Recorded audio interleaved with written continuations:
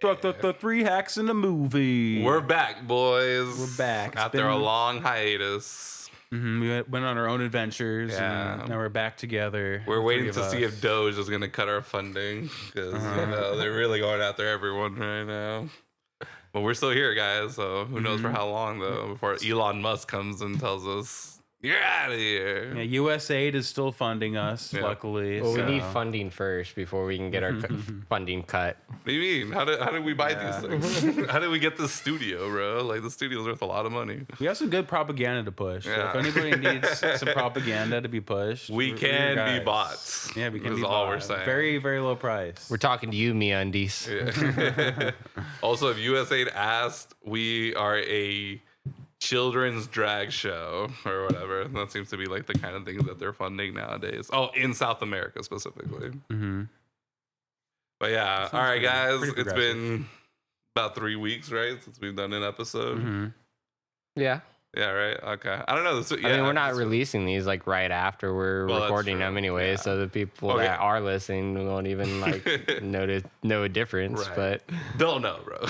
We're not just kidding. We'll let them know. I think the only people listening to these right now at the moment are just the people who work at YouTube who are making sure we're not like releasing like horrible stuff. They're the just, people doing like content moderation, Yeah, the mods just or to whatever. check. Man. so all the YouTube mods have to like curate the content. I feel like they don't really care until you at least get 100 views. And I think we pushed 30 in one or something like that. So I think we're still pretty much under YouTube's radar as of now. Mm-hmm.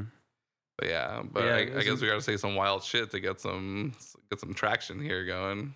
Somehow I remember after all this time, the pick of this week was Emilio's. Yes, it was. What was the movie? So my pick this week was No Country for Old Men by the Coen brothers.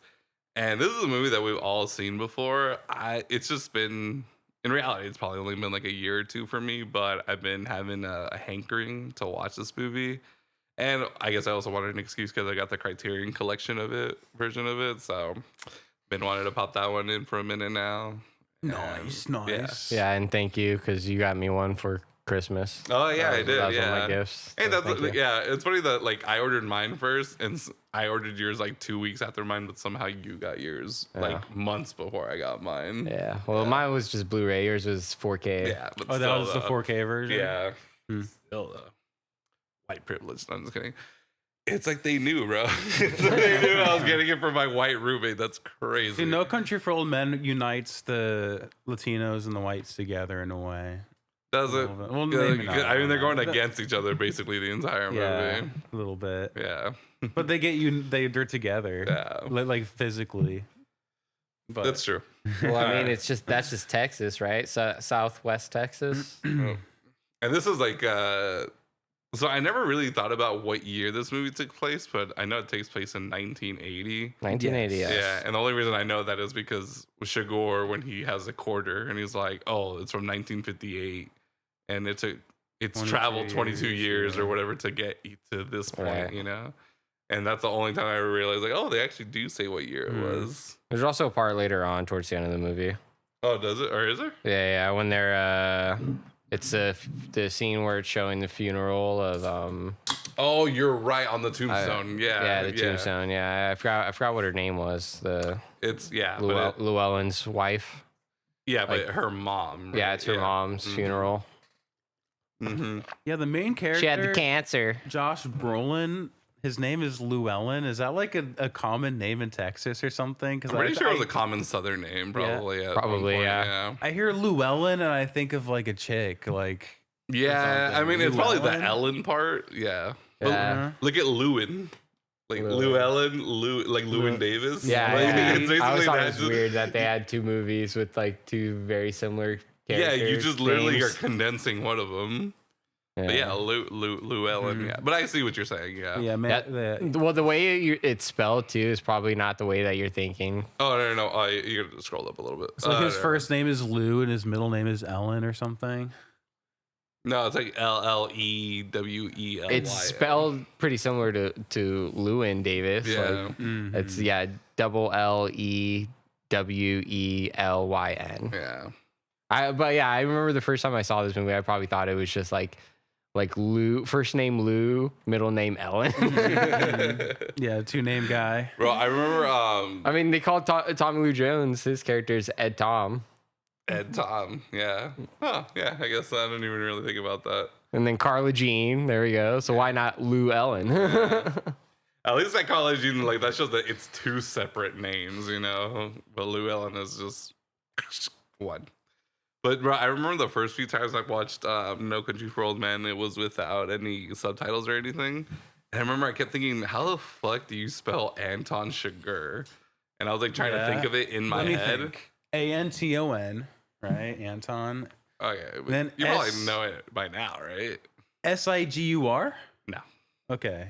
Because that's a band called Shiger Ross or whatever. But Oh, okay. No idea. No, How do you spell Chigurh it? is Chigurh. yeah, I was way off. Yeah, dude. I just remember when I first saw that, I was like, "Oh, bro, I'm not even close to being right." Like Anton, I guess, kind of easy if you've ever seen the name Anton being spelled. But Chigurh, bro, oh my god, like, no, like I remember like they even made the joke like sugar, and I was like, that's how I in my head spelled it. I was like, oh, it's probably like sugar. And yeah, he's written. He was a character created by Cormac McCarthy, I think. This whole book or Well, I story, assume right, yeah. like he is like the villain of the book too. Yeah. Yeah. Bro, Cormac McCarthy, like I just saw McCarthy. that picture that you pulled up, bro. He looks like a Texas boy. Like He died a looks- couple years ago, I think. So R.I.P. Oh, he's to from him. Rhode Island. 2023. Yeah, Yeah, but he died in New Mexico. Oh, yeah. dang. University of Tennessee. Southern Gothic. Southern Gothic. But yeah, this movie yeah. definitely like Southern Gothic. reminded me of what I've heard of Blood Meridian, where it's like it's a crazy western, and there's this like brutal antagonist who's just like ruthless and willing to Yeah. go through anything to kill you, type shit. Yeah. Type shit. But yeah, man. So this movie, I don't say this about a lot of movies, but this movie just fucks, dude. Like, I don't think I have a single complaint about this movie, honestly. I was captivated from beginning to end, even though there's very, like, kind of, I don't even want to say slow parts, just, you know, it's just like a slower pace than most, I guess. But never once was I bored or, like, wanted to look away. I was just like, I was just in it the whole time, man. It's crazy. And it's so, a lot of the movie is like, I mean, there's a lot of action, but there's like a lot of just like dialogue too, just looking around, talking and stuff. And I don't know, bro, like and literally every single scene, I didn't want to look away. I was like, I don't think I have a single complaint about a single scene. Yeah. Honestly. There's a lot of silence in the movie. There is a lot, and there's no score. No score, no there's no soundtrack, scoring nothing. Oh, I didn't even know whatsoever, that. dude. Notice Yeah. that actually. Yeah, I think there's only like once or twice where you hear somebody like playing like music on a radio or something, but that's the only like music you hear. in the whole movie. but it's not like for the entire like scene. Like you're Right. just hearing it. Yeah, you're right. Like you're just hearing it out of a radio. Huh. But yeah, Wow, I don't okay. think because I don't know what time. Well, I don't know how many times I've seen it at this point, but I definitely didn't notice that the first few times I watched this movie. But Yeah, me either. The first, I noticed it maybe my third or fourth watch. I was like, "There's like no music." Yeah. The sound design's good though, but yeah, no actual music. I think that's what makes it There's even like bass. Yeah, I think that's what makes it even like the sound design even better is like all like the sounds like really pop because there's nothing ever being like played at the same time basically. So like every sound that's being made that's like loud or just like very recognizable really stands out the entire movie. Yeah, this is one Like his compressor thing, whatever you call Right. that freaking thing, like bro, that sound haunts my dreams sometimes, I swear. just the sound of the boots walking on all the hardwood floors. Yeah. Mm. Yeah, this is a movie I would want to see definitely if they could bring it back into theaters. Like, Oh, for another run. absolutely. I would, That'd be yeah. cool. Seeing it with like, the full surround, like the very immersive sound. That Dolby Atmos, bro. There you go. Yeah, that THX or whatever. Yeah, absolutely, man. Feel it shake. No, man, it's Anytime Feel comes up. there's something about because you know there's that scene where like Anton takes off his boots so he can sneak into the hotel room next door or whatever. Right.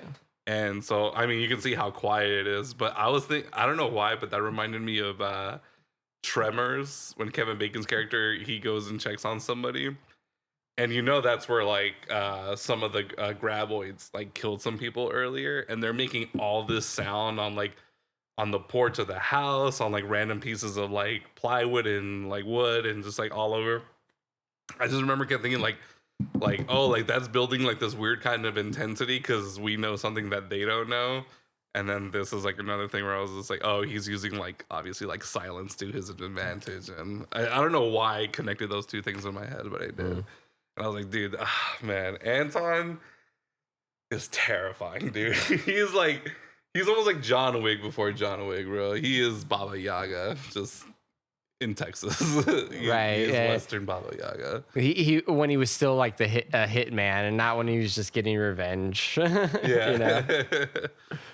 Bro, yeah, he is because you know how they always talk about like there's different kinds of good and different kinds of evil. Like there's chaotic good, neutral chaotic or whatever, or evil chaotic. This dude's chaotic evil. Yeah, bro, like this dude's just evil. Like I don't even, bro. Towards the end of the movie, I was like, why do people even hire him? Because it seems like if you hire him, there's a good chance you're still gonna die, basically. And so I don't know why people hire him, but. Him and Josh Brolin's character kind of have the same goal at the end of the day. They just want the money. They want that thing of money. So they have the same like drive or the same like thing motivating them. But yeah, Anton is just fucking crazy about it. He's just an absolute like ruthless like train going through people, like running them over to get what he wants. He's basically like the apex predator, bro. Like he is the top of the food chain. Like he knows exactly what needs to be done. And I was thinking about this because it's a cat and mouse game, right? You know, obviously Llewellyn, he's basically the mouse the entire time, but it kind of switches sometimes. Sometimes, like yeah. But he's like he never really. And then there's another cat. Kind of, you know. Yeah. Oh, yeah, for sure. And and the thing is, like, I don't even want to call Llewellyn like a mouse, but the only reason why I'm saying that is because he's being chased, but he himself is like a hunter. So it's like one predator being chased down by another predator for some reason, like a hyena chasing down like a lion, basically. Yeah, for sure. Yeah. Definitely. Which kind of even makes more sense because hyenas are fucking like the psychopaths of the Sahara. So, yeah, man.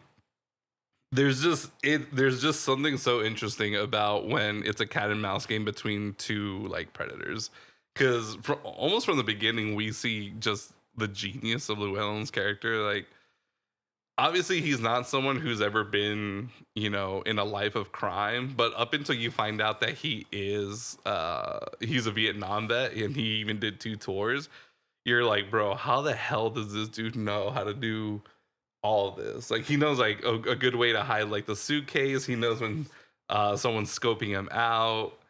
Obviously his whole setup. I always think about the setup in the motel room where he leaves the curtains closed completely, but when he comes back he sees that there's like a crack in there, right? So people can like look out, and then he's like, no, take me away. He buys 2 rooms in the motel. Yeah, and then that's when he decides to get. He's just like, I can't go back into this room, obviously. So really well thought out. Yeah, so he gets the room behind it, so he can get access to the vents and pull out his like whatever, the satchel.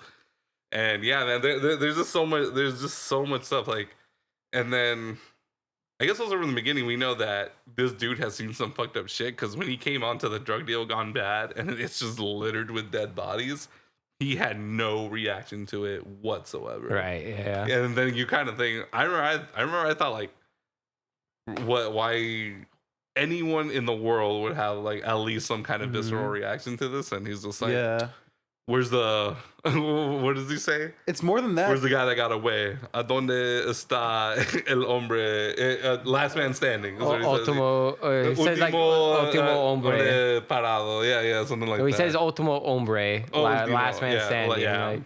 Yeah, he finds like this like shot Mexican guy in the truck, like, and he's just like agua. Yeah, he's just like agua. He's like, I ain't got no water for you. Just doesn't give a fuck. Yeah, he's like, agua, and he's like, I just told you, I ain't got no water for you. I was just like, I love how he's like, yeah, bro. It's like even Texans, like they all knew some Spanish. You know, it's just like, I know agua. Right, yeah. I was actually surprised at the other words he knew. Like, how did he know how to say like last man standing in Spanish? That's not exactly a common phrase to be saying in Spanish. Yeah, I definitely would not know how to say that. But man, it is. Yeah, dude. I remember just thinking. I remember wondering his backstory the entire movie up until they obviously tell us, like, oh, 2 tours in Nam or whatever. Yeah. But he was a welder. Yeah, he's like, and then they asked him like the different kind of welding. He's like, I've done it all, or whatever. If it can be welded, I welded it, or some shit like that. But man, yeah, dude. I don't know, man. What genre would you guys say this movie is? Like, if you had to pick, Southern Gothic, whatever that means. Southern Gothic. No, I'm just okay. kidding. I don't even know what that means. I think that's the author's like genre. No, I know, but so. I don't know what it means to be Southern Gothic. Is what I'm saying. Like, I don't know what that exactly entails. I think I hear Southern Gothic and I think of like True Blood or something because it's like vampires in Louisiana. I think of like Cletus wearing eyeliner, Okay. and like going to Rammstein concerts. If Leonard Skinner wore makeup, like Southern Gothic, Southern Gothic rock. Rob Zombie. Rob Zombie, there you Just go. Rob Zombie, Robert Zombie. Rob Zombie. If you look at him, man, I think that's pretty Southern Gothic. Okay. He's probably from the Northeast somewhere. Yeah, California, maybe. Probably, yeah. But what the genre is just probably like modern Western, I guess, post-modern Western. I would say neo-Western. Neo. Yeah, it's pretty Western. I'd say it's just kind of like a thriller. Is it a noir? It's definitely a thriller. Definitely a thriller, yeah. Yeah. It's like a modern Western, but a thriller, and yeah, I don't know, kind of noirish too. It's almost like its own postmodern. genre in a way. I feel like this movie kind of like nails it so hard, like its own vibe so hard. Sorry, this movie came out what 2008, I think 2006 2006. or I think it passed. 2007. Yeah, same year as 2007. I always pair this movie with There Will Be Blood because Oh, okay. came out the same year. I think. So 2007, right? I definitely remember. I didn't watch this movie in theaters because I was 13 when that happened. 12. Right, I was yeah. 12 when it came out. But I definitely remember watching it probably either the next year, maybe even 2 years after that. And growing up, I didn't watch a lot of Westerns, but I knew about Westerns. And I remember thinking this is probably one of the first, to me, this is one of the earliest examples I can think of a like modern Western, I guess, or neo-Western, or whatever you want to call it. Well, neo-Western. Yeah, because you think Western, you obviously think of like, Clint Eastwood, John Wayne, pow, cowboy pow. hats. And Yeah, horses. cowboy bags and 6-shooters and troughs and brothels and whatnot. But yeah, neo-Western crime thriller is what Wikipedia says. Pretty much got it. But it nails the thriller part. Like it's like very like the pacing is really, it keeps you on edge the whole time. Right. He is yeah, man, I'm telling you, like I think that's why Anton Chigurh kind of will always be, I think if you ever watch like a top 10 villains in movies, he's usually in the top 10. Definitely, yeah. Yeah, I'm pretty sure I've seen a bunch at this point from different YouTube pages and like TikTok pages. He's always on there, and I get it because he's just menacing, and honestly, that's probably one of the best words I could use to describe him. He's just menacing. Yeah, he should be up there with Z-Man from Beyond the Valley of the Dolls. He's the greatest cinema villains of all time. Similar haircuts, I think. Yeah, pretty much. I was just thinking that for a second. I was like, oh my God, wait. I was like, I think they do have similar haircuts. But yeah, man. That haircut on fucking Anton is scary enough alone. Yeah. You know what's funny? As a kid, I don't think I put together that this movie was set in the 80s. But I do remember thinking like, okay, I haven't seen the cell phone this entire time. Right. Like people are using payphones regularly.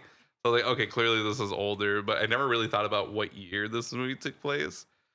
And so I was thinking like maybe that haircut was normal back then. I don't know what you call that haircut because it's kind of a bowl cut, but not Those as bangs, not as menacing. But yeah, I don't know what you call that haircut. That's all I'm saying. But I remember thinking like, okay, maybe it was acceptable at that point, But whatever, it's fucking considered. Do you remember the berries and cream? Oh God, yeah, of course, yeah. But he legit had like bangs. Yeah, that, like, those hit the are eyebrows, bangs. Yeah.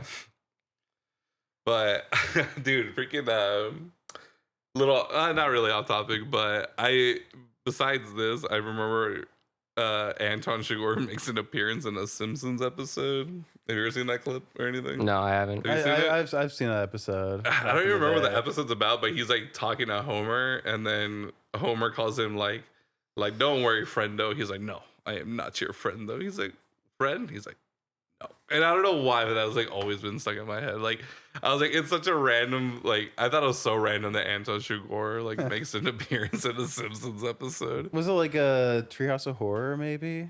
I don't even think it was. That's a crazy thing. I don't even think it had anything to do with that. But yeah, all right. So yeah, man.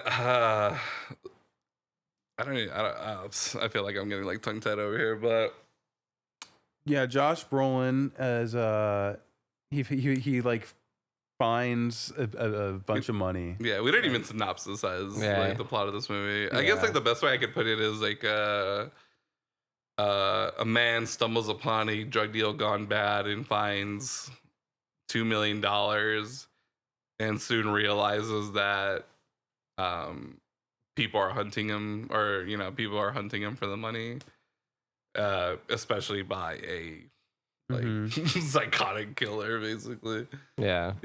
I mean, that's probably like the most simple way I can put it, probably, but. Yeah, that's one part of the movie, and then the other part is like Tommy Lee Jones story. Tommy Lee Jones story. He's an old like sheriff's deputy who's like kind of coming to grips with the real world, like the new generation, I guess, but in a way like nothing's really changed. Like as he finds out, like things stay the same, but yeah, it always seems like because he's whatever, it's like a small town in Texas, basically, right? Where there probably isn't like a lot of real crime or anything. So, but he also had like almost no reaction to any of the crime that he was stumbling upon. Like the bodies upon dead bodies, including a sheriff's deputy, and he's just like. His attitude is very like, this is another day, but like as the movie goes on, it really starts becoming his like, I'm too old for this shit kind of thing, He's just like, I'm old. I'm like 70 something or 60 something. I should have retired a long time ago. And he's just, he can't do it anymore. He can't keep up with these young bucks, Crazy. They're getting crazier and crazier. By gum. By yeah, man. I mean, even like, because he has like his like right hand man played by Garrett Dillahunt, who I love because I watched Raising Hope, and he's the dad in that show, and he's so funny. But because he kind of has like questions throughout the entire movie, and even says like, "Oh man," so he's like, "Oh man, we gotta do an APB. We gotta get this out on the radio," and it's like. And what are we gonna say? That there's a man who's drinking milk out there? Like he just plays so calm. He even serves himself like a glass of milk. Like he's so I don't know, man. Like he kind of gives both things, or he's just like, I know exactly what's going on, and that's why I'm not freaking out about it. But then I mean, as it goes on, he realizes like, oh no, this is much worse than I could have ever anticipated. And by the end he feels kind of defeated about the whole thing. He's just like, I can't do this anymore. Like I can't chase down bad guys. Yeah, definitely as the bodies start stacking up, because after like I don't know 5 or 6 kills by Anton, like you could definitely tell like Tommy Lee Jones is over this shit.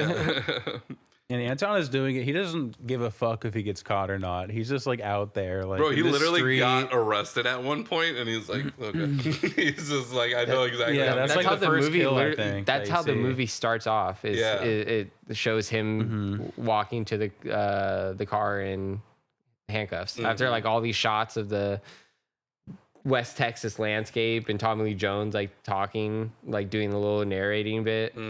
And then it shows him walking to the car like in handcuffs. And then at the police station, he starts choking out the police officer with his handcuffs, and see that sick, like sadistic smile on his face. He makes a bro, like he's so terrifying, but he kind of makes the funniest faces sometimes. He's like he's like struggling to like not shit his pants. It's kind of like the look he's giving us when he's choking out the officer. But then there was like later when he's hiding in the hotel room where spoiler alert, guys, where Llewellyn gets killed. And Tommy Lee Jones' character is outside with a gun, and he's kind of like hiding, like, and you only see half of his face because of the shadow. He also has kind of like a funny face going on at that moment. I remember just thinking it was pretty funny. You know, that the way that actor plays Anton Chigurh is like so fucking Javier Bardem, perfect. Like there couldn't be any other actor who played that role. He totally filled it. I would absolutely love to see his audition for that movie. Like if he did audition it, or if he just came in to read whatever the situation is. I would absolutely love to see how he came to portray the character. And maybe because I got the Criterion Collection, I can see something like that, you know, or at least I'm talking about it. I think I heard that he was really, really nervous about the wig at first because he thought it looked ridiculous, and he just couldn't do it. That story actually does sound familiar. That you could be on to something about there's a style section. Yeah, I remember reading a I don't know, like an interview or something that I think it was that he did when he talked about how one of the Coen brothers, I think, was so insistent on him wearing this wig because it made him look so like weird and like crazy. Oh, okay. Yeah. Like it added on to it. Yeah. There's a lot of great decisions in this but movie. It was really like, obviously maybe because I've seen it so many times, but I literally can't picture him with another haircut. Yeah, right. Like, I really can't think of one. At least one that would also make him terrifying. Yeah. That's the best haircut that they could have put on Anton Chigurh, dude. That they perfected that character, honestly. Like that's a good example of perfecting a character. I would want to know if the guy who wrote the book, if he described Anton Chigurh in that way, you know, with like this kind of hairstyle and this demeanor and blah, blah, blah. But I don't know. We'll see. Yeah, that guy doesn't use quotation marks in his books, so I'll pass. Yeah. Oh yeah, I remember you were telling me about like his books are pretty hard to read, I guess, because he likes run-on sentences and doesn't like quotation marks or he literally never uses them. Quotation marks. I'm surprised they even print books like that. Like, isn't that what like editors are for? Like, you know. Now James Joyce did that too. There's a few weird writers who like did that for some reason. They just hated quotation marks for some reason. They had to stick up their ass like artistically about them and autistically. But yeah, he also wrote The Road, which is like maybe we could watch that movie sometime. Yeah, I've always heard about that movie, but yeah, never watched it. There's a movie? Yeah, there's a movie. Yeah, big actors in it. But yeah, the main actor in this movie is really fucking magnificent, Justin Brolin. Josh Brolin. Josh Brolin. I'm sorry. Justin Brolin. Nah, man, it is. So again, as a kid, this is probably one of my earlier introductions. Besides Goonies, obviously, this is one of my earliest introductions to Josh Brolin. Because when I think about him during this point in time, I think of this and American Gangster. And I fucking love that movie. I know like Artie didn't really care for it, but I love that movie and I love his character in that movie too. Dude, damn Josh Brolin. I don't think I've seen that one. It's great. I think it's great. It's Denzel, it's Russell Crowe, it's Ridley Scott and Josh Brolin, and I think it's an awesome story for sure. But he plays a good like just American like average. Well, not that average, I guess, but you know what I mean. He seems like a good old Texas boy, you know. Good old Texas boy. There you go. Like he's got his wife. He's got his wife. No kids though. You know, he takes care of him, or he takes care of her. And you know, he did this two tours in but he's I guess your classic Texas boy. Drives just a not so fancy pickup truck, hunts his dinner still, you know. He's right, yeah. Beginning of the movie, he's literally just hunting for deer. And I absolutely love just how right away the Coen brothers show us how resourceful he is. Because I mean, hunting him, you know, is one thing, right? But you can see his little habits. Like he shoots one shell and he like whatever, he grabs it, whatever, puts it in his pocket. And as he's like looking for the deer, he sees a loose dog just running around, and he's like, why would there be a dog all the way out here? Right. Like, and so he follows a dog. An injured dog, too. Oh, an injured dog at that, yeah. Great acting on the dog. Yeah. Honestly. He did a do stop, that. a turnaround, a full stare, and then he started limping and running away again. Bro, like, Dog how had do a good you limp. train a dog to fake a limp, bro? Like, that's so crazy to me. But yeah, so then he follows a dog, and then that's how he stumbles upon the drug deal gone bad, and he's just kind of looking around. He's like, yep, whatever. And he goes to, well, he checks one truck and then the other one where you actually find someone alive. And then I like how he goes, all right, he's like, all right, I'm probably going to come in the same way. I'm probably going to go out the same way I came in. So he sees some tracks. He's like, all right, he goes there. He's like, all right, it's hot. If I'm going anywhere, it's towards shade. And you just see like these few lone trees in the middle of this like desert.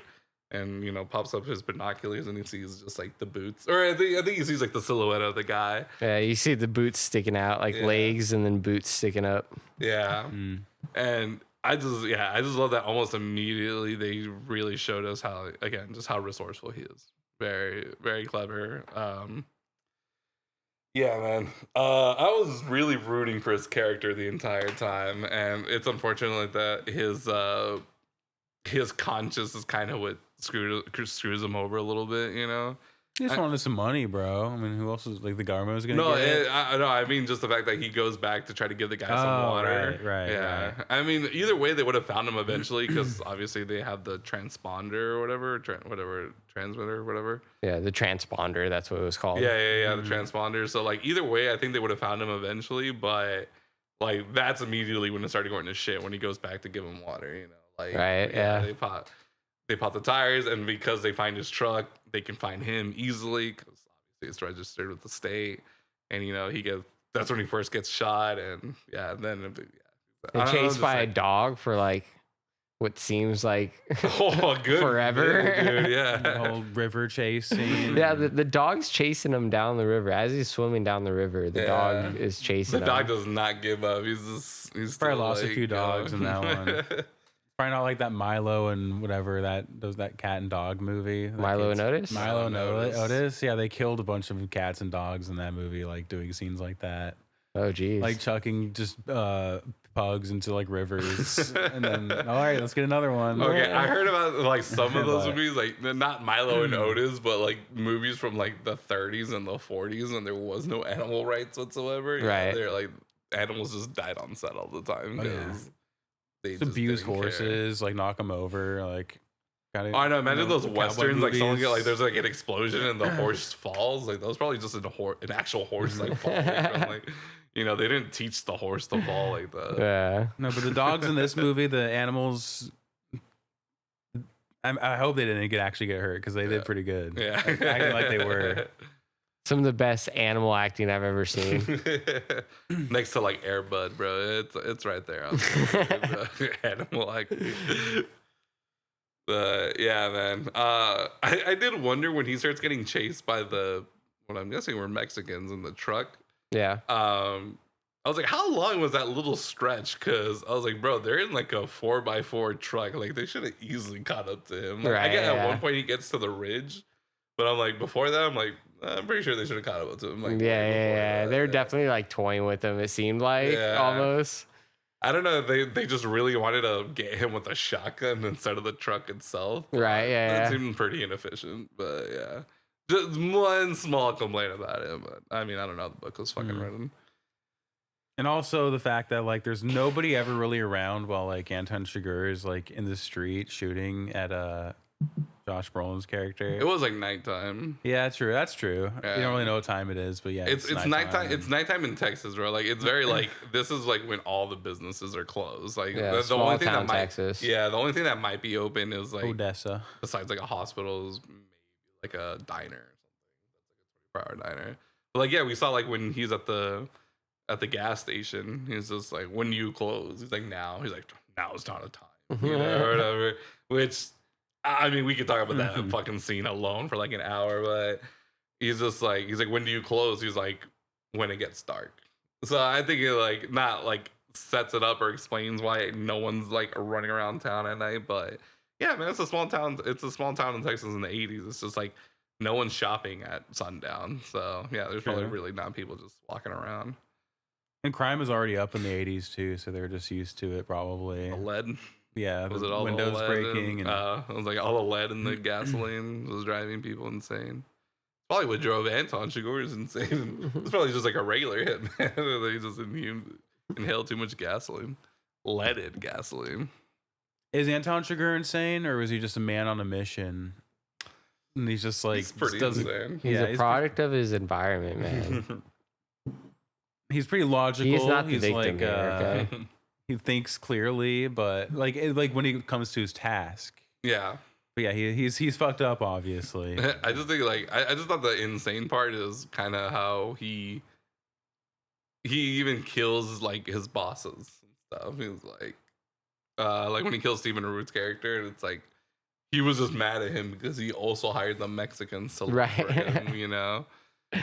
Like there was like nothing, like they didn't tell the Mexicans to kill him. He didn't tell them like him to kill the Mexicans, and then I mean he kills the two people who, you know, also work for Stephen Root's character, just showing him the bodies and stuff. Right. He's like, oh, hold this, or like, oh, give me that, and then pew, pew, you know. So I mean I think Woody Harrelson's character was really like a lot. He sets up a lot of the background story for him. He's just like, oh, he's not gonna like. He could get the money back and he'll still kill you just because you inconvenience. Like that's how Woody Harrelson put it. And then he thought like, you know, oh, you saw him and you're still alive. Like obviously the dude really leaves no trail ever. You know, no witnesses. But yeah, man, he's terrifying. Yeah, I'm surprised how little Woody Harrelson's in this. Yeah.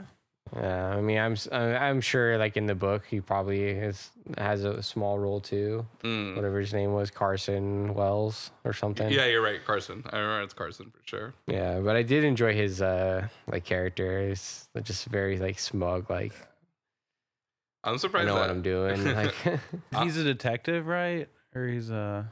Is that what he is in this movie? Maybe like a private like investigator type of thing. He definitely works for Stephen Root's character. Like, okay. I think he just works for him. But I think he's hired by him. That's why I think he's like his own like private investigator maybe, and then he's hired by him. But it seems like he's been working with him just because he knows so much about Anton. Like Anton wasn't really on anybody's radar. Like, but he knows like you know, again, like, oh, you've seen him and you're still alive? Like, that doesn't seem like something you just say from a guy you've been tracking for like a day or two. Like, this is kind of like a prolonged thing. And then we tell him like, oh, there's no making a deal with this man. Like, and just stuff like that. So it seems like he's been working with him longer. And then later when we see Tommy Lee Jones' character talking to the older guy, I forgot who he's supposed to be in the movie, but he tells him, or no, he was talking to some other dude. Like I think it was like outside the hotel or whatever. He was kind of like a fatter dude, and he tells him like he's like he went into this hotel, killed the clerk or whatever, and then he comes back the next day, and he says he kills like an ex-army colonel. An ex-army colonel. So I was like, yeah. So I mean, that was a little bit more background on Woody Harrelson's character. Or on, so well, you knew you did know that he served in Vietnam when he was talking to Llewellyn. That's true, yeah. But we didn't know to what extent. Yeah. Like, because a colonel, that's, like, not nothing, you know. That's, like, pretty up there. I was just saying, like, I definitely think that he's been working with Stephen Root's character for a while. Like, it seems like he knows, like, Anton pretty intimately.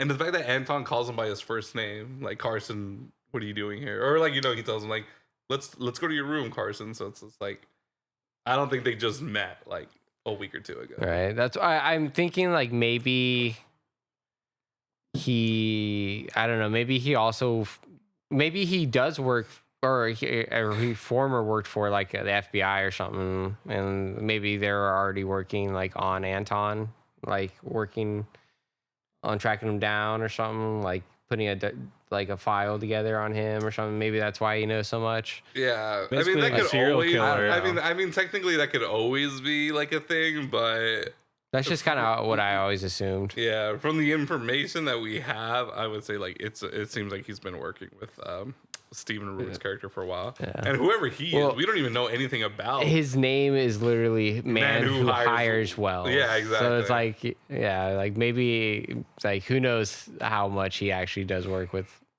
Wells. Yeah, exactly. You know? There's so much that we just don't know, but yeah, that's just kind of how I've seen it. It seems like they've been working in the same circles for a while now. Oh man. Yeah, what's Anton's kill count in this movie? It's got to be like over 10, right? I mean, the 3 Mexicans in the motel room. The it depends on if you who showed him depends on if you count the ones you actually see. True. And then like, right. Because like there's the hotel. I know that for sure. There's the hotel clerk. We know he does. Yeah, he kills him, but you don't actually see it. Yeah. Or his body, really, right? Yeah, you don't even see his body. Yeah. Maybe it's just in the can. In the bathroom. And He killed the first cop. Wait, yeah, he killed the first cop, and then who else was I thinking of? He killed the second guy the guy he pulled over with the cop car after. Oh he right, killed the cop. yep. The one like stand right there. Yeah. Yeah, and then he killed three Mexicans in the hotel room. That's at least 5, right there. Yeah, so 3 Mexicans, the 2 who showed him the drug deal gone bad. That's the 5. He killed Carson. He killed the cop, Carson, Stephen Root's character. Stephen Root, yeah. The guy that was with Stephen Root. I don't think he lived. I'm pretty sure he didn't let him live. We don't see it though. Yeah, but you don't see it. That's the thing. Yeah, and there's nothing to indicate that he does kill him because there's also Carla Jean at the end, which you don't see, but say it. But yeah, when he walks out of the house, he checks his boot for blood. Yeah, exactly. Because he's so like careful about his boots, and he doesn't want. He's careful about leaving a trail. Yeah, careful about leaving a trail. Maybe that's what it is. Yeah. Because if you remember when he goes to the hotel room to like tend to his wounds, first thing he does is literally put plastic down in the motel room, so he never like leaves any blood on it. Yeah, but there's also I feel like there's a weird thing about his boots. Yeah, because when he kills Carson, and then he goes to answer the phone that's like ringing at the same time, and when he's on the phone, you see the blood like start slowly flowing towards his feet, and he lifts his feet up like he doesn't want to get his boots like dirty. Yeah, I think it's always a trail, dude. It's always a trail. Yeah, that makes more sense if I think about it. And the blood doesn't touch him too much either, too. Like when he like shoots the guy in the shower or the bathtub. Yeah, like, he closes the curtain or whatever. So yeah, he's really clean. Yeah, really. He definitely likes to like minimize damage. Well, I mean, which makes sense. Like, I mean, he makes his whatever they call that thing, that air compressor thing. Like that's like cattle prod? Least messy. No, not a cattle prod. Is like electrical thing. Yeah, that's an electrical thing. And then there is like it's like an air compress a bolt gun or something. Bolt gun. Yeah. That they use to kill cattle. Yeah, because I've seen like bolt guns that they use on cattle, but it's an actual like metal spike that just shoots in and out. Right. Where this just seems like air, but yeah. Well, no, this thing it shot something. It definitely shoots something in. Okay. But I think it comes back. Well, I remember, because Tommy Lee Jones' character says he talks about cattle for some reason. Yeah. He talks about like, oh, this device that like it shoots in, but then it takes something out. But yeah, okay. I don't know. I guess mostly because we never see like that bolt or whatever's inside come out, but that is probably what it is. Yeah, man. And then I think, I mean, obviously Anton Chigurh has been doing this for a while, but I think he sees the dangers in leaving a trail. I mean, that's why he's always so careful about, what his boots are stepping on and everything. Because I mean, remember when he first finds the motel room and he looks inside the vent? How did he know that something was actually hidden in the vent? Is you see like the streaks of dust still left over when he like pulls it. So I think that was like our first thing. Or I mean, I might be mixing up the timeline of events, but that was like the first like, bro, like leaving a trail is the worst thing you can do. Like even if it's the smallest thing, even if it's just like 2 streaks of dirt missing, like it told him a lot. It's like, okay, he was here, the case was here, and now it's gone.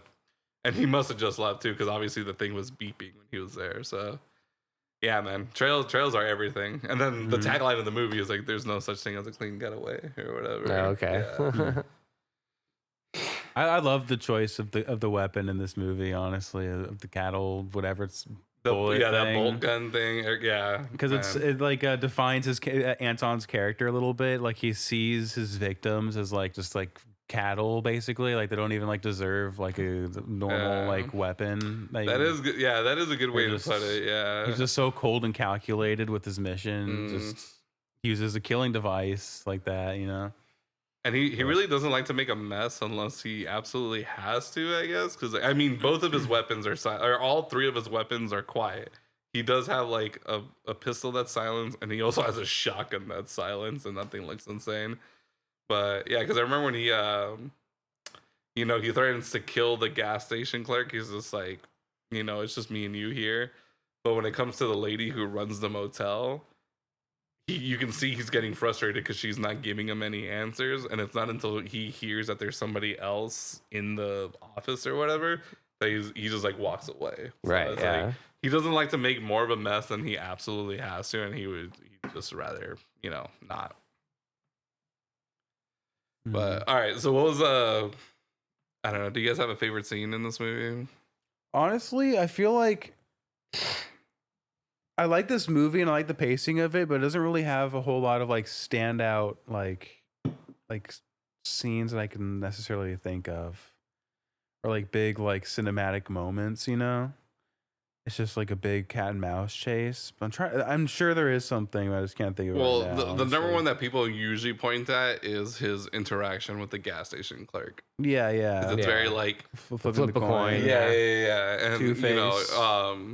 What's the most you've ever lost on a coin toss situation? But I just love his delivery when he's like, call it or whatever.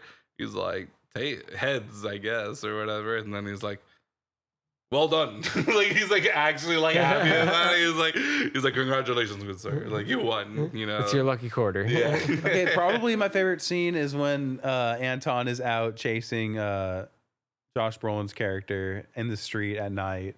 Oh, okay. It's like there's no one out there to help him. Yeah. That scene's actually pretty like holds its climax. that whole scene is so intense, dude. Specifically, I really enjoyed when he's actually like when he wakes up and then he finds the transponder in the because he's like there's something's not right. He's like there's no way. There's no right. So he looks through the satchel a little bit and he finds the transponder. And then he hears something downstairs, and he told the desk clerk, if anybody checks in today, any swinging dick, as he said, checks in tonight. He's like, don't worry, not police. Yeah, give me a call. And no call. So he phones the front desk. The front desk doesn't answer. So then he starts to suspect something's off, and he grabs his like shotgun. And then the whole scene where he's watching the light under the door frame. God, I was obsessed with that scene. Yeah, he sees the 2 feet like standing in front of his door. He cocks his shotgun. The feet walk away, and then you see the light in the hallway go out. And you see this look on Josh Brolin's face, like, oh shit, yeah. Yes, dude. Yeah, it's always very tense.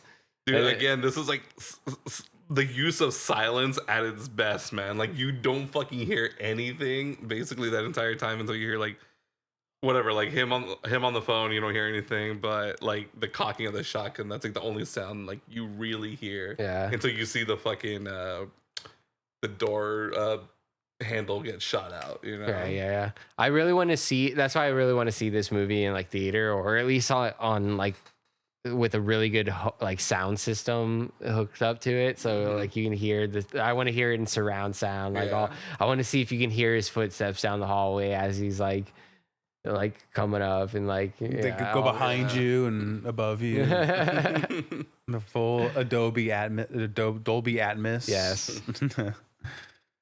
Yeah, man, dude. I remember the very first time I saw that scene, I couldn't get over about like when he walks away and you just see the light go off, because it's like, bro, again, who thinks of that? Only someone like Anton or someone like Llewellyn would think of something like that. It's just almost no one would ever think that far, or not that far ahead, but just in the moment, like I need to do this to like hide myself basically. And then I love that Llewellyn, like he jumps out the window, but then he goes back into the hotel because he's trying to like. Well, I guess I don't know if he just wanted to see the clerk or he want to go out the other direction to kind of like lose him or whatever. But then, bro, when he gets to the truck and he's just like, "Hey, sir, I need you to take me," and then you just see, and then like just bleeding through his neck, and then you just see shots keep coming in through the windshield. I'm like, God damn, dude! Like, oh my god. So one thing I noticed about this whole scene this time watching through is that you see all that through, aside from that one little part where the truck crashes out and then you see Anton actually walk up on the truck and then he gets shot at by Llewellyn and dives out of the way. Yeah. Aside from that, you see everything else from Llewellyn's perspective and you never actually get a glimpse of Anton's face. Like, so he still fully doesn't even know what he looks like. Keep talking, guys. Sorry. All right. Yeah. Yeah. But do you know what I'm saying though? Right. Yeah. Like if you were watching it, it's like, or you're watching it through his eyes, and he never gets a good glimpse of Anton's face at all. Right. That's like the whole movie too, a little bit. Like you never really get to see too much of Anton's perspective, and yeah.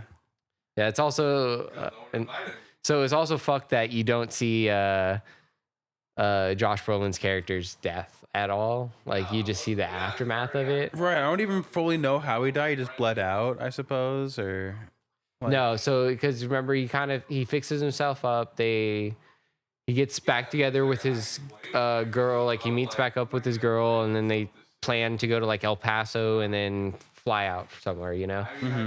And he goes to a motel before he meets up with her. And that's when he's talking to that girl at the pool, and she's like, "Oh, I'll grab some beers or something." And then it kind of like fades to black, and then it goes to Tommy Lee Jones, who's supposed to meet Llewellyn at the motel, and like, and then you hear all the gunfire going off and stuff, and then you see the truck with the Mexicans pull out, but you never actually see like his death. Right, but that was him in the pool. Maybe that's supposed to be him in the pool. Yeah, okay. So he's face down. Like, right, like his hair, I guess. Yeah, so you have to assume that he hung out with the girl by the pool, and then that's when the Mexicans. Also, so when he's talking to the girl, he's like leaning over the little ledge, talking to the girl at the pool. Oh, I thought he was on the ground in the hotel room. That's what the blood spot was on the carpet. No, he's in the pool. I'm pretty sure that's him in the pool. Oh, I thought the girl was in the pool. No, because she's like screaming or whatever, I think. Oh, I thought that was somebody else. Okay, never mind. No. Sorry, yeah.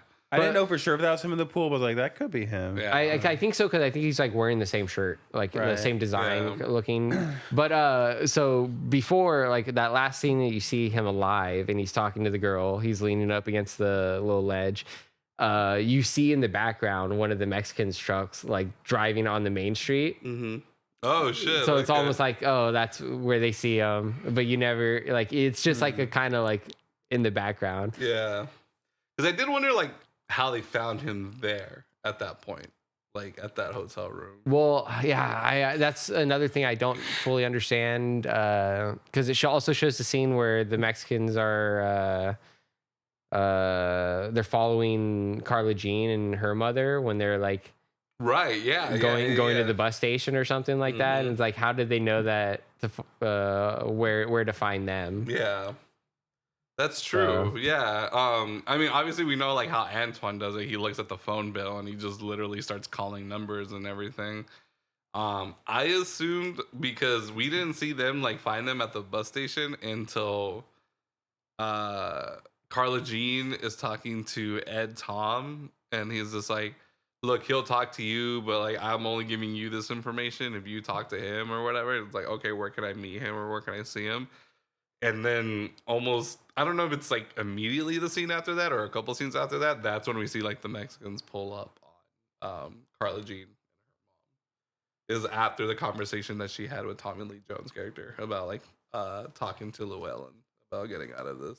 Oh, okay. So I was just like, I don't know if they got like phones tapped or what at this point, but I I always wondered like how they found Llewellyn at that hotel room, because at this point there is no transponder. Even Anton doesn't know where he is at this point, so they're not just following Anton, obviously. So I don't know. I always just wondered like how they actually found him at that specific hotel. Maybe but then you just, said like you see it in the background, and I'm like, yeah, maybe it was just they kind of got lucky. They were just driving around town, and then they see him. You know, gang stalking. That's how they did it. They're gang stalking him. But yeah, how do you guys feel about that? We don't see Llewellyn get killed. Like we don't see that on screen.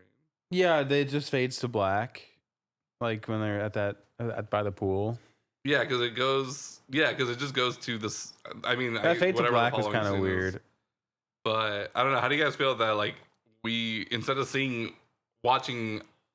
us watching him die, we see Ed Tom find the situation. You know, find Llewellyn and everything. Like, how'd you guys feel about that? Like, would you rather have seen Llewellyn get killed, or do you like the way they presented? They're like, oh, he's gone. Like he got taken out. I honestly didn't mind it. Okay. I didn't need to see. You see a lot of deaths already. You don't like. Yeah. You can kind of use your imagination on what happened, but yeah, I didn't mind it. Okay. What about you, Ben? Yeah. I don't know. It made sense by the end of it that he was dead, and I kind of assumed it was him in the pool. But no, like, but not that he died, but like how they showed us that he died. Like instead of us seeing it, it's Tommy Lee Jones' character stumbling upon the crime scene. Oh, but by the way, you're right. He did die on the hotel room floor. Yeah. Okay. I thought so. Yeah. No, I thought it's kind of an interesting decision to like not directly show it and kind of like just show you the aftermath, even though he's the main character. But. Yeah, because we see so many people die who only have like a line or two, but him, like the main character, we've been following for a little bit over 2 hours, and we don't see him die. But we see like everything else. Like I mean, we see basically everything that happened with Tommy Lee Jones' character. We see when Anton almost incidentally gets taken out but gets away. You know, we kind of see everything, but this is the one thing, you know, we don't see. I think it's an interesting choice. I don't know. Like, yeah, I guess like I don't hate it by any means, but at some point I'm kind of like, damn, like, kind of wish I got to see the scene, but then I guess I don't need it. I guess. Yeah. I'm trying to say. So Anton Chigurh gets hit by a car. Yeah. Like, at the end of the movie. He had the green light, bro. Like he was good. Yeah, he had the green light. He got T-boned by a station wagon. So like just total strike of luck. Basically, this gets T-boned. I think that I don't know if it's like a reoccurring theme, but that is like let's say that's how the Mexicans found Llewellyn. It's just a stroke of luck, right? Like they were just driving down the main street or whatever, and like you say, you see the truck like turn in or whatever, like you see it on the main street and then it just turns in. Sounds like it's kind of like a stroke of luck. And then him getting T-boned, that's like, I mean, not lucky towards him or whatever, but that's kind of like there's just things out of our control, you know. There's just certain things are just gonna happen. Yeah, I don't know if that's like a reoccurring theme. I mean, there's probably like another example that I'm just kind of missing out on, but I'm kind of wondering what the theme is of like him just getting killed by like a crazy fluke like that. Like when all these people are like after him, trying to get him, and then it seems like it is like randomly in a car accident at the end. It's a pretty big payday, you know, like $2 million. So it's obviously like a cartel kind of situation. So I'm sure a lot of people were looking for him. But man, Anton does not like working with Mexicans. Yeah, you saw all those drugs in the back of that truck. That was a lot of fucking drugs. Yeah, that was bricks and bricks and bricks of I don't know, probably heroin or something. Probably. I love how they showed like kind of how like one horse town, like kind of how like this place is like a one horse town, because when that guy's taking the bodies away, like they didn't even have a van to do it in. He just like had a flatbed that he was pulling, and he just had like a tarp over it. Yeah, well, like, you got no van with no 4-wheel drive? Yeah, they didn't have a van with 4-wheel drive. Yeah. That was it. But bro, I just love like the little things like that show like, yeah, this is like really like a one horse town. You know? Also, shout out to Kelly MacDonald who played Carla Jean. Oh, because Yes.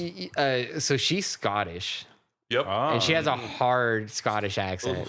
But for anyone who thinks that name sounds familiar, she's the main character from Brave, which is like a Scottish, the Disney movie, like the redhead. I didn't know that. Yeah, the redhead. I have to look it up. Well, I was looking at it. I saw that. Yeah. Well, she's a pretty big character in Boardwalk Empire. Right, I did see that. And she plays an Irish immigrant, so it's pretty like almost Irish Scottish. It's more similar than a fucking Texas Texas accent. I would have never guessed in a million years that she's a Scottish person. I would assume that she's from the South, the Southwest. You know, Bro, her Southern accent was immaculate, dude. And then, if anyone knows me, y'all know that I love a Southern accent. Dude, I was so obsessed with her character and her character's voice, dude. And then it just sounds so sweet and innocent, and just has that classy, like, you know, Texas Southern drawl kind of situation. Yeah, a Southern belle, if you will. But do declare, I got the vapors, you know, kind of situation. So I thought she was like the sweetest thing. And I love how Coen brothers can really make women like just this innocent, sweet thing. Like she almost kind of reminds me of Frances McDormand, right?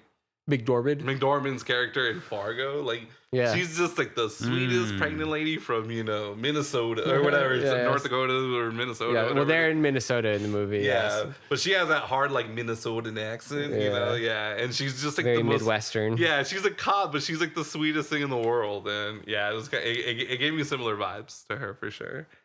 And I just thought, I loved her, dude. And I couldn't believe when I found out, I was like, oh my God, she's like, not only is she Scottish, but she's played like one of the most famous Scottish characters in the last like 20 years next to like Braveheart. Like, she played the girl from Brave.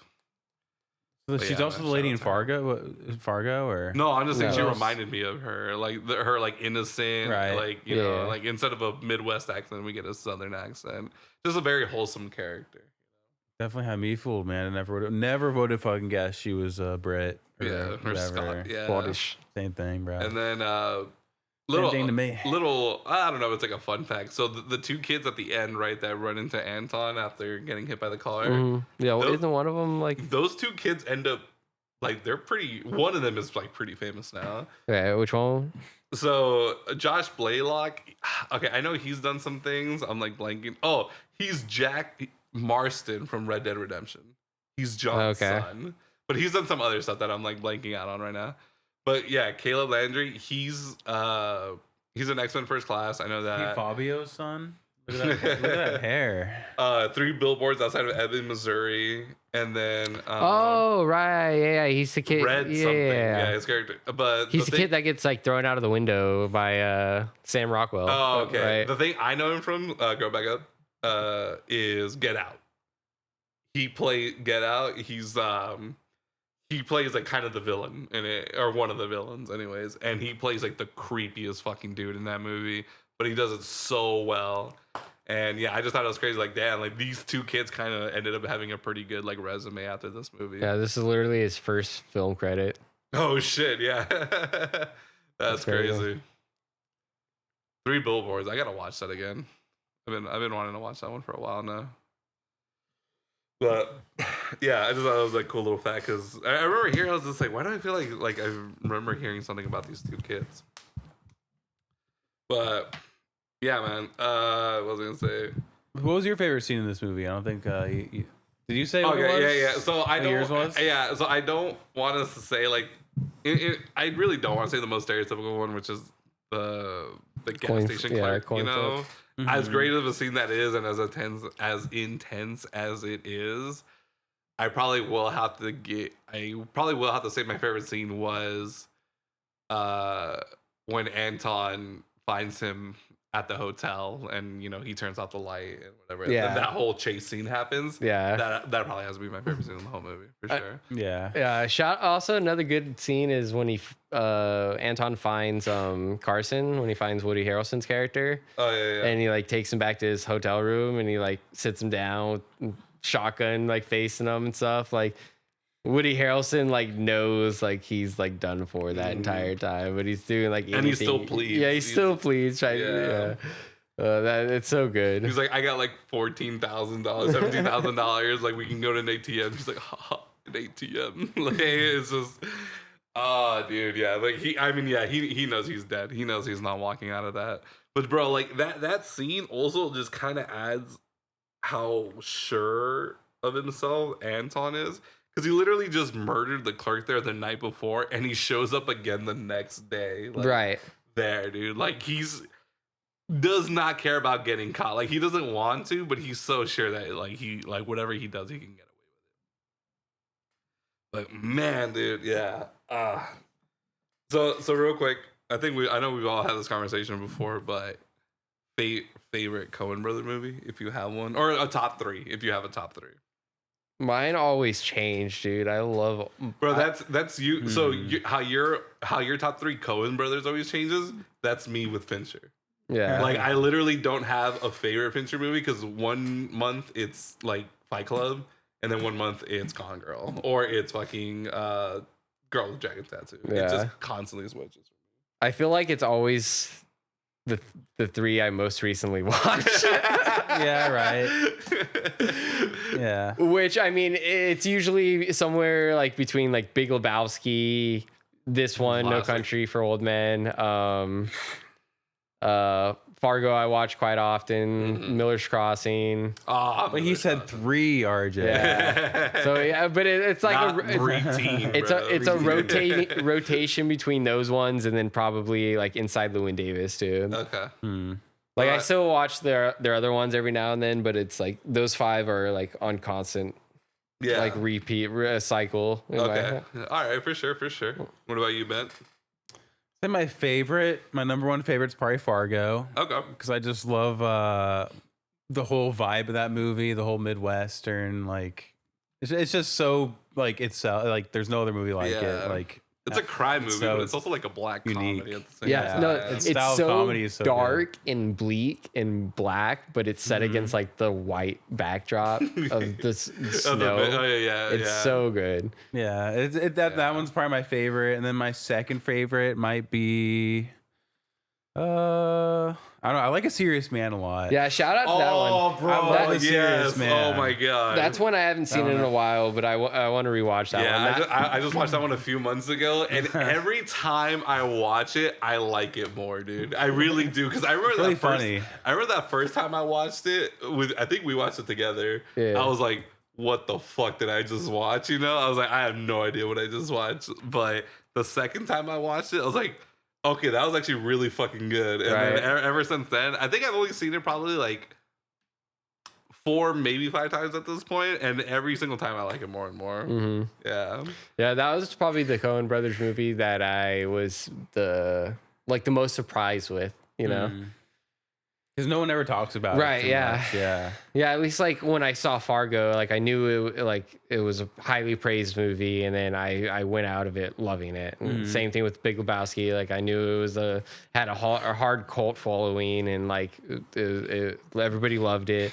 And then I ended up coming out of it loving it. But yeah, dude. That's one that wasn't talked about as A Serious Man. Bro, yeah, man. I don't think I've ever met anyone who's seen A Serious Man outside of this table, literally. But I think if I talked to someone about Coen Brothers, or like just movies in general, and someone brought up A Serious Man, I would be shocked. Like jaw on the floor kind of shocked, man. It's really funny. That's probably one of their funniest movies. Yeah, dude. Like that's why like again, and I probably said it on this podcast multiple times already. I know I've said it to you guys a bunch of times. There's always something about a script where you don't need like anything flashy about it, and you can still make an absolutely unforgettable movie. Like it's just like so heavy in dialogue, and that's what like A Serious Man is. Like there's nothing crazy. There's no like spectacular scenes. There's nothing over the top, like except for like maybe like the storm at the end. But even then, it's like not that like we don't see like a lot of. Yeah, it cuts it off. Yeah, but like everything before that, it's just literally like you could have told me like a student made this with like $100,000 budget or something like that. Like it's like the smallest budget in the world. But yeah, man, there's just something about where you just have a great script, kind of like Pulp Fiction, I guess, you know, where it's just mostly dialogue with like a little bit of action like throughout it. But not even Inside Man, or not Inside Man. Serious Man has. Serious Man has a really compelling character. Like that character is just just trying to like progress in society and just keeps getting knocked down or whatever. It's just really great. And then third would be Big Lebowski. Obviously, as like everyone else would say. Yeah, man. Serious Man is up there for me personally. So yeah, I mean, for me, I think No Country is probably still my number one. 2 and 3 definitely like switches between me because I have to watch Fargo again because it's been a while. But I really, really love going back to Ballad of Buster Scruggs every once in a while. Right, I forgot about that. And I feel like a lot of people still don't bring that one up for whatever reason. It's a Netflix movie, so it's not real. A Netflix movie. Yeah. It's not a real movie. But man, dude, there's something about like this whole like it's like 5 different stories, but they're somehow like I think there's 6, but yeah, 5 or 6. Yeah, it's like an anthology or. And then bro, like Tim Blake Nelson, like I just fucking love Tim Blake Nelson. Like I'll watch basically anything with him in it. But yeah, and then like I want to give it to like a Serious Man, but then I'm like, okay, Fargo obviously exists. But then I really, really love Burn After Reading. Yeah, because it's easily like one of the funniest movies. Oh yeah. I'm like dying at not every scene, but there's just so much ridiculousness really happening in it. Mm-hmm. And also Brad Pitt, it's probably my favorite actor, and that's one of my favorite performances by him. Yeah. Like I need him to do more comedy, bro. Like he's such a naturally funny person, and I hate that he doesn't show it more in movies. Yeah. Yeah, that's like his comedy role in my opinion. Like I can't think of too many other like. Yeah, see, to me I would think pretty funny in Snatch, but kind of comedy. Playing the pikey, yeah. So yeah, because I think about him like I still want to show you that like episode of Friends because he's. I have seen that one. Oh yeah, right. Yeah. Okay, yeah, because that's easily one of the funny. Like he's so just naturally funny in it. And then I don't like this movie, and I kind of hate that it got like it's actually gaining a following, but Bullet Train. Okay. Like I saw it. He's in it, and it's definitely more. It's like an action comedy, and I'm like, nah, this isn't what I mean by like you showing like your comedic chops. But yeah, man, it's just like I've only seen a few examples of him like being funny. I just wish he showed more of it. Yeah, I mean, Once Upon a Time, like that could be considered like a comedy too. Okay, yeah, but I never seen it. I never seen it. Once Upon a Time in Hollywood. Oh, sorry, I was thinking. In the West. I was thinking like Once Upon a Time in Mexico, but then I was thinking no. He did the Mexican. The Mexican. Yeah, because I know that's like a romantic comedy or like okay, yeah, I think so. Yeah, something like that. Like but Once Upon something like Cliff Booth, I think. I think, right? Wait, who? That sounds right. Yeah, what? Once Upon a Time in Hollywood. Brad Pitt's character. Oh, the stuntman. Cliff Booth. Oh. Yeah, maybe. I feel like it's Cliff something. I don't know about Cliff Booth, but. Oh yeah, right. Yeah, you're right. Cliff Booth. Cliff Booth, yeah. And Rick Dalton. Bounty Hunter. Is that the Bounty Law? Oh yeah, Bounty Law. Yeah, starring Rick Dalton. Yeah. Mr. and Mrs. Smith is probably one of his. Oh, also he's hilarious in Inglourious Bastards. Oh, okay, there you go. Like it's obviously not a comedy by any means, but he's hilarious a comedy. in it. Yeah, it's like one of his most comedy movies. Yeah, but I don't think it would ever be considered a comedy by any means. Yeah, the beginning scene's kind of intense, but it has a lot of comedic parts. Yeah, Buongiorno. Yeah, Buongiorno. Anthony Margheriti. I love when he's like, what is it? He's just like, his Italian's okay. It's like, and he's like, he's fourth best. He's like, there's only 4 of you, like, and that's why he's the 4th best or some shit like that. But yeah, I would love if he did more comedy. Honestly, he's got the chops, but he doesn't like to show it a lot for some reason. The only reason I wouldn't put No Country for Old Men as my favorite Coen Brothers movies is because as much as I love it and I appreciate how much it's like doing its own thing on the Western format, it is very like dry. It's like a slow burner a little bit in some parts, and I feel like those other movies I named are just way more like I can just dive into them and just they're more fun in a way. But this one's like very like it is a very slow pace. Yeah, a little bit. In some how long so do you think this movie? Mood. How long do you think this movie is? 2 hours and like 10 minutes, maybe 20. Yeah, about hour 50 maybe. Okay, it's 2 hours. I think it's 2 hours and like 1 minute. Almost exactly. See, this is where I think I would argue with more, or not argue, but it definitely does come down to more of a matter of opinion. Where 122 minutes, so 2 hours is 2 minutes. Yeah. Okay. Wow. I think this is where I kind of more differ with, I guess, a lot of people, because where a lot of people would say it's like slow paced, I would think I think it's a well paced movie. Like, I didn't have any problem with the pacing whatsoever. I thought it completely made sense. Like, again, like if it's movies where you don't like a lot of talking, it's probably not going to be for you. But I mean, I know you guys like all sorts of movies, so like that's definitely not you guys. Well, the beginning was pretty sparse on the talking. Like there was very little dialogue, at least in the beginning. Yeah. It's a lot of him stumbling across stuff. Yeah, and like, I mean, most of the heck? talking obviously comes from like Tommy Lee Jones' character, Right, but we do yeah. see him like quite a bit throughout the movie, you know. And it's great because like he never interacts with our characters, the other two main characters. Right, yeah. Always such a cool thing. Like, I feel like you don't see that a lot in movies ever. Like, you know, it's a cat and mouse game, and then we kind of have like this third mouse or second cat, whatever you want to call it. But yeah, referee. He never interacts with The dog that's chasing the cat that's chasing the mouse. Literally. Because Tommy Lee Jones is that dog. Yeah. He's got that dog in him. That old dog. But then you find out that he doesn't because he retires, so he doesn't have that dog in him. He hit him with the Murtaugh, bro. He's like, I'm getting too old for this shit. Yeah. I love how he's like, I don't know who he goes visits at the end, the guy in the wheelchair. I think that's supposed to be his older brother. Oh, okay. At first, I thought it was his dad, but then Can you go to the cast real quick? Because it just says Ellis, it doesn't even say a last name. Okay, yeah. And I was thinking his dad. I was like, no, he'd be way too old, right? Right, yeah. Kind of, you would think so, but then I guess he could be like 90. Yeah, he tells a story that when he's telling the story of his dreams at the very end, he talks about seeing his dad in his dream. Oh, okay. But he said obviously you wouldn't say that to your dad. No, but he's telling his wife this. Oh, gotcha. But he's telling her like, which is weird because he when he died, he was 20 years younger than I am right now. Okay. Gotcha. Okay.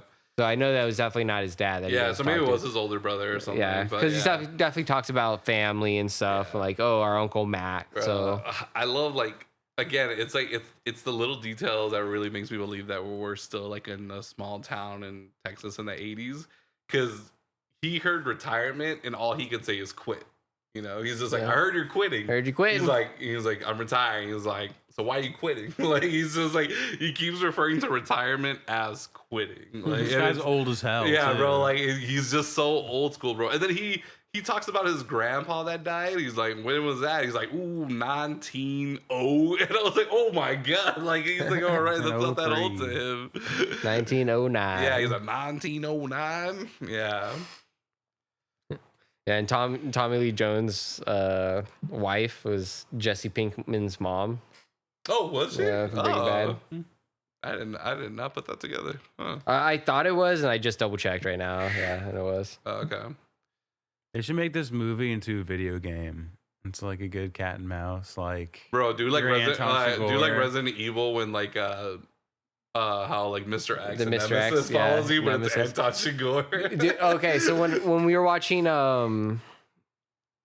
Terminator 2, I had that same thought. I was like, why have, like, I know they've made Terminator games before, obviously, based on like movies.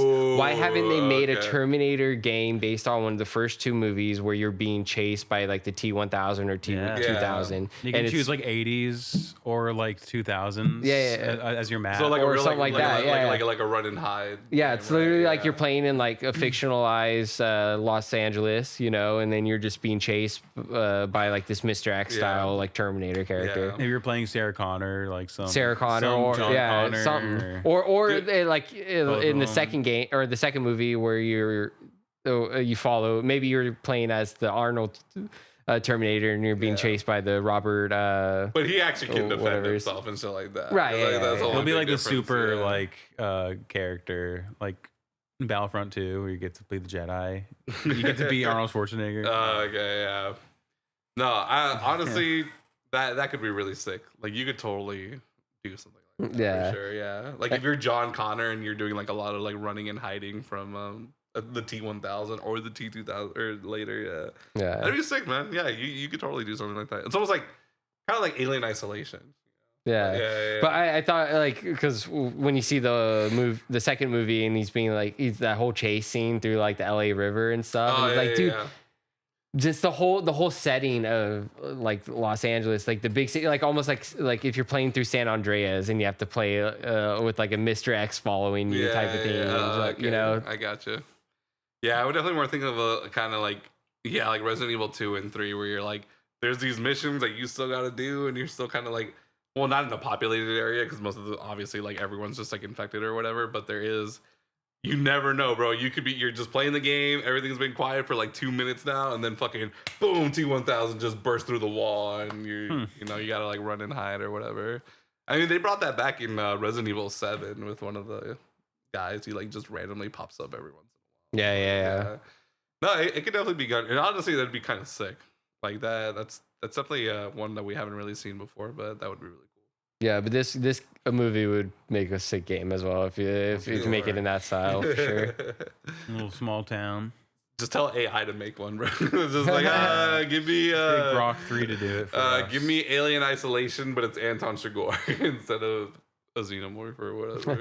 Someone just got to make a mod for the game. And you gotta make sure he has a haircut too. Do you remember when there was that Fallout 4 mod where you're Macho Man, where you're Hulk Hogan and then all the Macho Man or all the Deathclaws were Macho Man? Yeah. Jesus, classic. That sounds great. Classic. It's Fallout 4, yeah. The last like single player one that they made, which was 10 years ago at this point.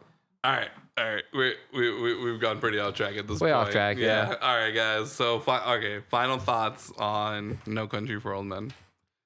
Well, I love the Coen brothers, and I don't really think they could do much wrong when it comes to movies. I haven't seen their newest movie since they've done like more solo stuff. Like I haven't seen the Macbeth movie. Or I heard good things about that Macbeth movie. Yeah. Though. And then there's and then that was Joel, and then Ethan did one called Drive Time Girls or Drive Time Gals, something like that. And, he did do that, right? And then he did another one as well, I think.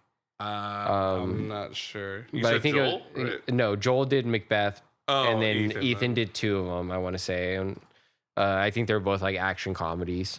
But I haven't seen any of those ones. But I've seen all 18 of the movies that the Coen brothers have done together. It says still most recent is Drive Away Dolls. Okay, well, I think there's one before that. Blood maybe. Simple all the way. Google doesn't show anything. Okay, yeah. But yeah, Blood Simple all the way to Ballad of Buster Scruggs. That was the last one they did together, technically. That's so crazy that that was 2018. Oh, was it 2018? Yeah. Damn, I thought it was like more or longer than that for some reason. Yeah, but those I saw all 18 of them, and I for the most part, the executive produced the Fargo series, but that's about it. Yeah, you're right. Ballad of Buster Scruggs 2018. Yeah, I don't hate any of their movies. Don't dislike any of their movies. At the most, like I've seen a couple of their movies once, and I thought they were okay. You know. Yeah. Like Lady Killers was kind of weird. Yeah, I remember liking that movie as a kid, but I haven't seen it as an adult, so I'd have to give that one. Yeah, there's the George Clooney like rom-com, right? Yeah, that one was actually great. Okay. In terms of like, it's one of the best rom-coms I've ever seen. But in terms of like just like a Coen Brothers movie, dude, all the other movies that it has to stack up against is not going to make the top 5. Yeah, for sure. Bro, honestly, if it wasn't for the Coen Brothers, I would not like George Clooney as an actor. To be honest, like a lot of the roles he does just does not interest me. Like I like the Ocean's movie, but I literally like the entire cast before I like him, or I mean most of the cast. Like I don't know, bro. Like ever since I was a kid, like George Clooney was always like that actor that everyone always talked about, and I was like, I don't see it. I don't get it personally. He's a glorified TV actor, if you ask me. Yeah. Stick to ER. Yeah. What do the Coen brothers see in him? That's what I mean, dude. Exactly, man. He has a good voice. I will say when he does voice acting stuff, like it's not too bad. Let me guess. The heart surgeon who can fix everybody's heart but his own. Wow, there it is, word for word. He's a fantastic Mr. Yeah, Fox. man. Like he does so many projects where I'm just like I have no interest in watching any of those fucking movies. until it's a Coen Brothers movie. Yeah. If it's Oh Brother, if it's Burn After Reading, I'll even watch Intolerable Cruelty, but I haven't seen it. Yeah, it was really good. Yeah, Hail Caesar. Oh, yeah. Yeah, man. He's just... Yeah, like if it wasn't for the Coen Brothers, I honestly would not care about George Clooney as an actor whatsoever. No. Yeah, I honestly haven't seen much of his much. stuff outside of the Coen Brothers movies. Yeah. He was in Men Who Stare at Goats, which was really good. I thought that I one did was like good. The Man Who Stare at Goats. It's been like 15 years since I've seen it, but I did like that movie. And then I thought The Descendants was a really good movie. Never seen it, but I have heard of it. I like the Ocean's trilogy, but he's not he's not my favorite character in it. Yeah. I got to rewatch From Dusk Till Dawn. But, I forgot about that. Yeah. I haven't seen that one since I was like probably 10, 12 years Yeah, old. which I mean, I forgot more about that movie than I Harvey Keitel is the man in that movie. Man. Yeah. Okay. Fuck yeah. And then of course Selma Hayek. I mean, God bless. Oh, okay. Fantastic Mr. Fox. Yeah. Yeah, well, that's voice acting. I know, too. still though. But I did like it in that. That was great. But yeah, man, just never really cared for him as an actor, to be honest. But I'm glad the Coen Brothers see something in him that I don't. Yeah. Whatever. Clearly, they're able to bring the best out of him. Yeah, they definitely I mean, yeah, they like him, and that's the thing about the Coen Brothers is like they'll never work with anyone that they don't want to work with. So when they give that person a chance, I think there's a reason why they gave that person a chance. Yeah, I like that they have their recurring actors. John Turturro, obviously. John Turturro, Brad yeah. Pitt every once in a while. Or wait, I think Brad he was Pitt. only in Burn After Reading. you're right. Yeah, never mind. I don't know why I said Brad Pitt. Yeah, John Turturro. Tim Blake Nelson. Yeah, him a couple times. Yeah, George Clooney. They haven't done Steve Buscemi for a while, but like the first, Yeah. Oh yeah, Big Lebowski. there's like 4 or 5 movies in a row. Fargo. Lebowski, bro. Jeff Bridges. Jeff Bridges. There we go. I couldn't think of his name for a second there. John Goodman. John Goodman. Yeah, he did a lot. Bro, of them. John Goodman, easily one of my favorite actors, bro. Yeah. Just all time favorites.